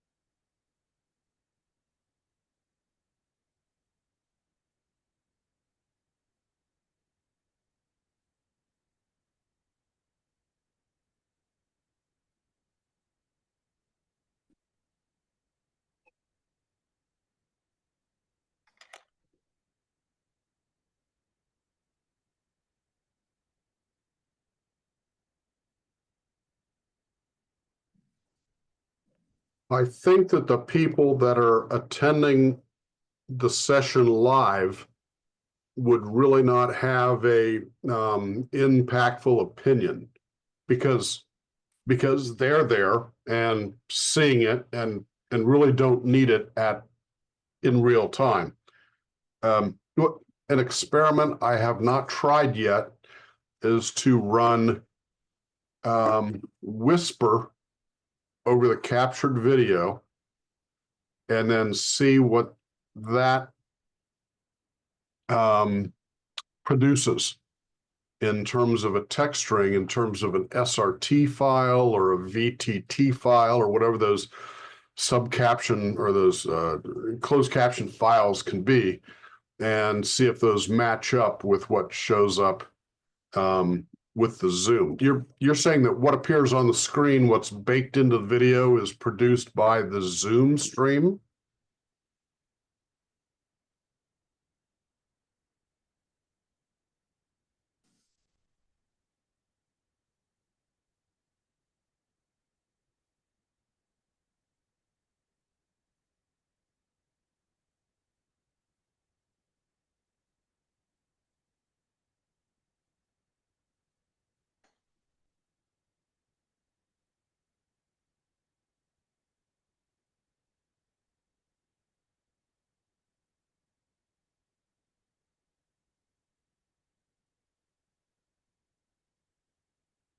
Okay.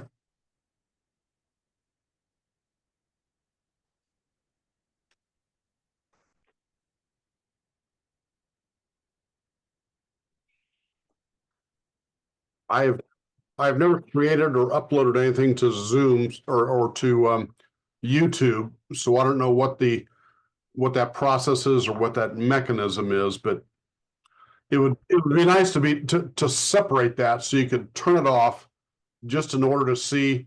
I mean, there are captions, especially during the anaglyph jukebox. Yeah, there's all sorts of captions to those photos and stuff that it would be nice to read, but there's text flowing on top of it, and it just gets kind of mumbled.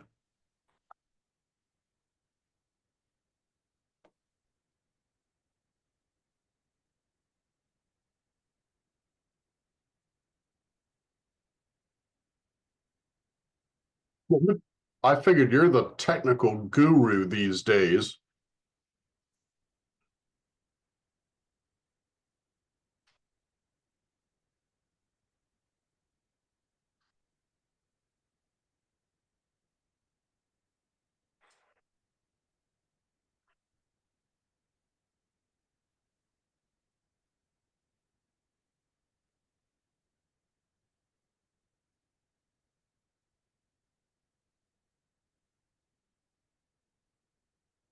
Well, I mean, Johnny Laser doesn't have anything to do with that. And I mean, Dave Kumo used to be the technical guru, and I figure you're standing in for Dave Kumo. You know, you've taken over that role, so.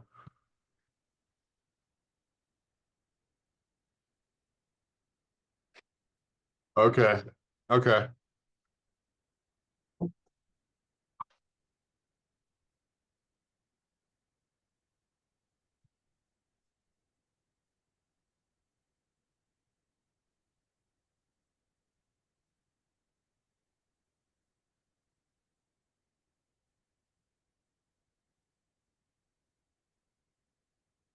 Right. Yeah.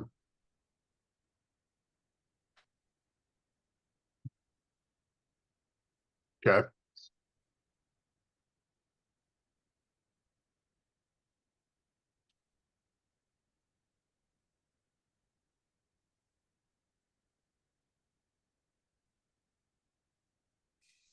Understood.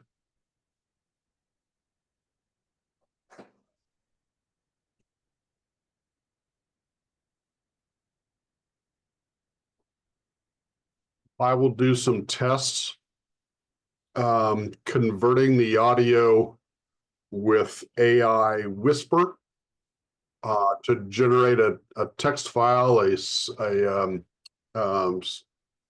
closed caption text file to add in, and see what the differences are. And maybe I'll submit that something to. I'll go through you as opposed to going directly to anybody else at the NSA. I'll run that through you since you seem to be the technical director of all that these days. Okay.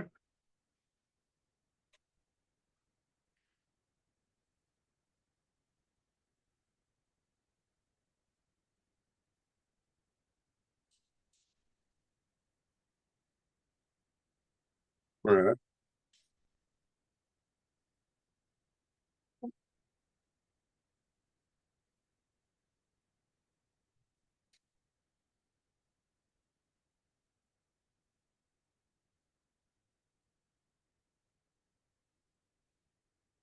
Sure.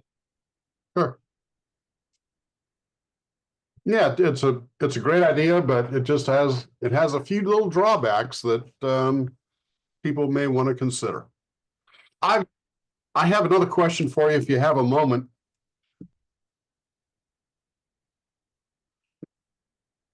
You're a Macintosh programmer, aren't you? Does that include an iPhone, iPad, iOS programmer?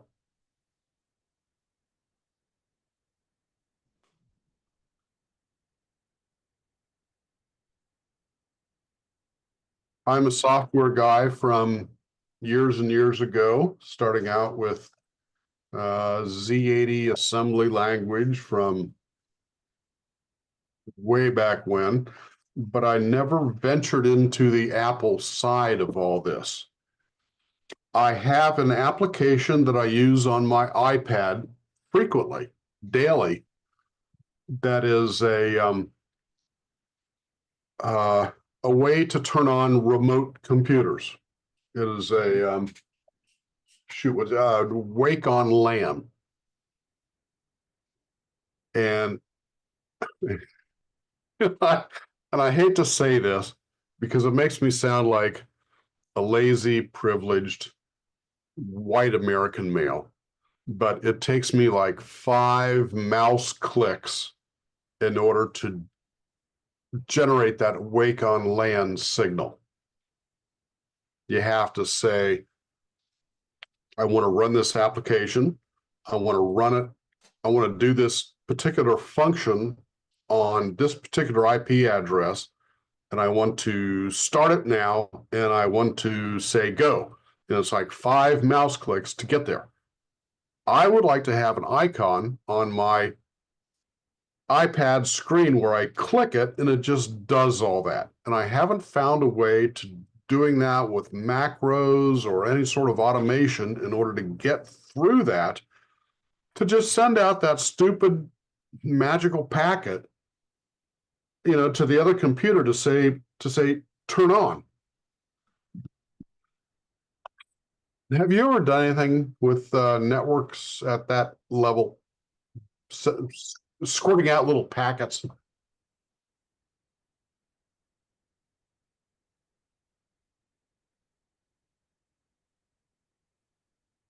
Okay. All right.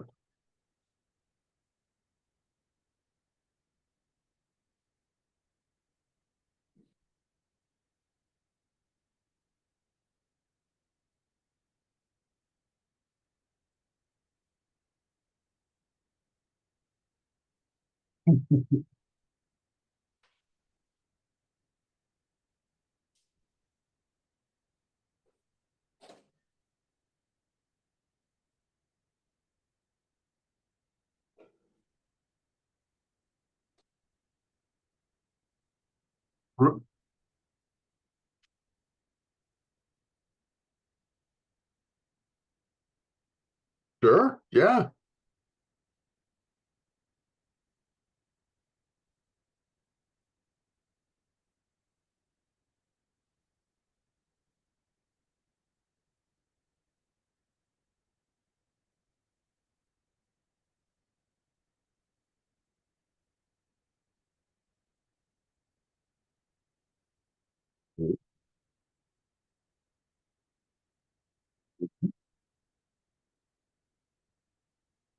Right.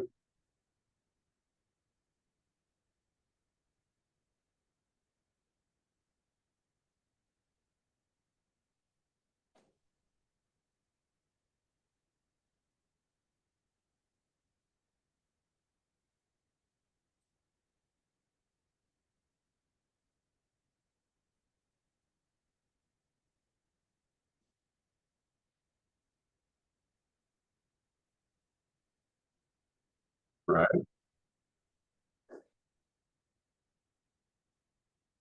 Right. Right.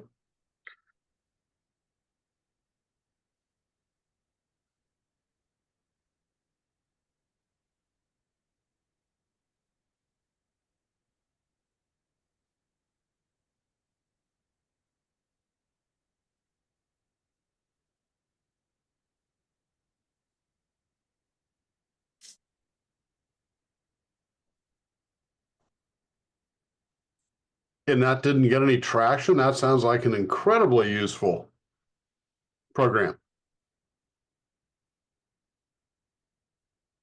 Oh well. Oh well.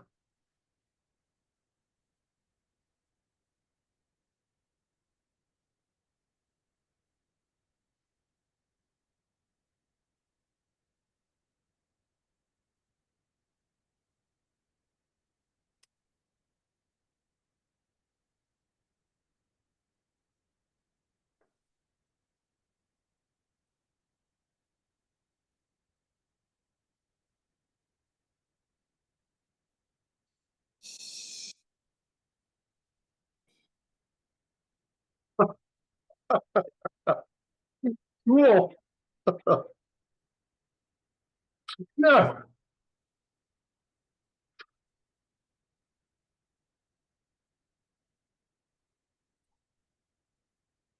Far out. Far out.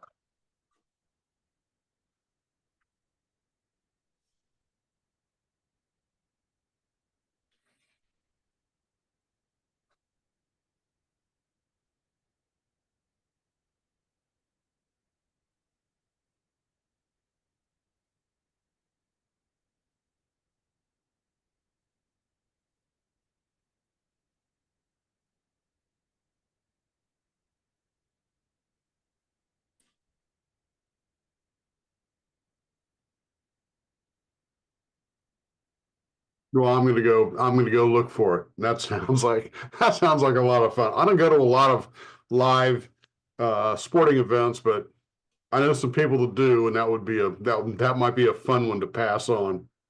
Those are little nuggets of gold, you know.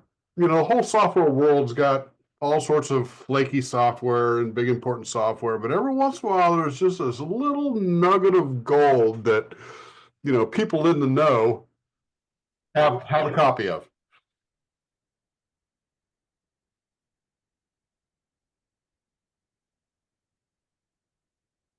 Mhm.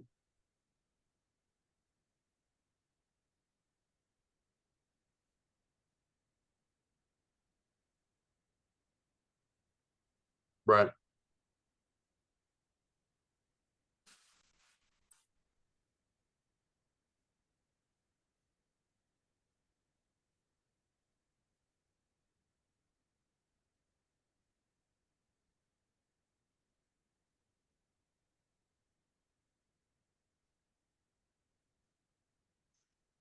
Funny you should mention that. What is the resolution of NTP time stamps?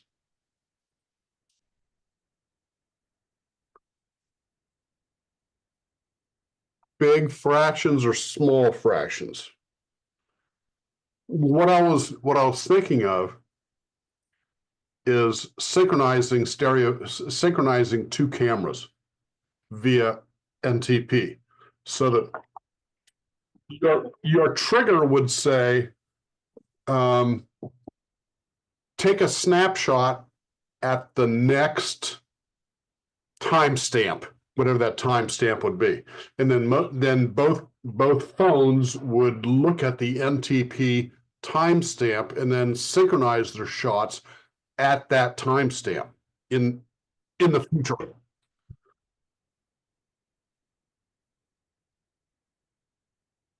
Okay.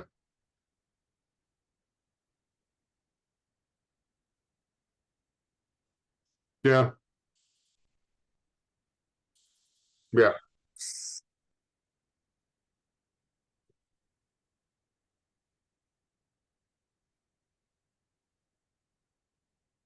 Yeah, it does. Yeah. Right.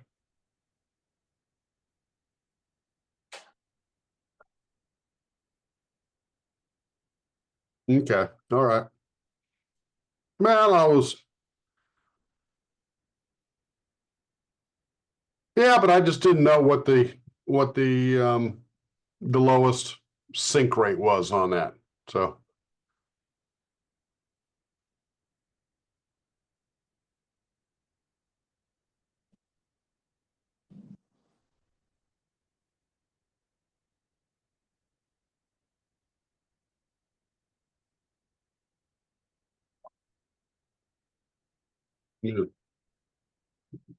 yeah, and that's not good enough to synchronize your stereo shots. Okay. All right, dude. Thanks. I'm gonna go to bed. It's 12:30 in the morning.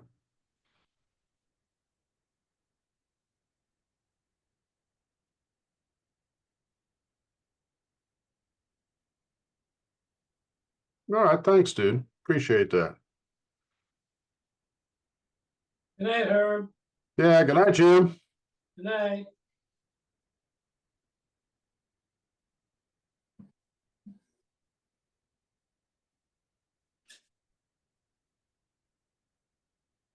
I Well, I wish don't remember what's on there, but I'll look. more presenters would make that same comment at the end of the chat, because I have very often missed the last 10 minutes of chat conversation. So thank you for that, Herb. Well, I'm touching the screen, and then what do I look for the chat?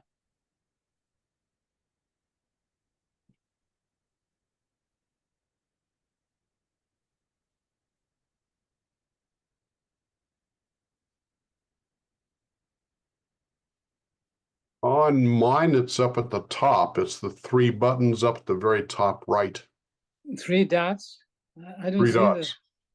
I don't see the three dots that I usually see.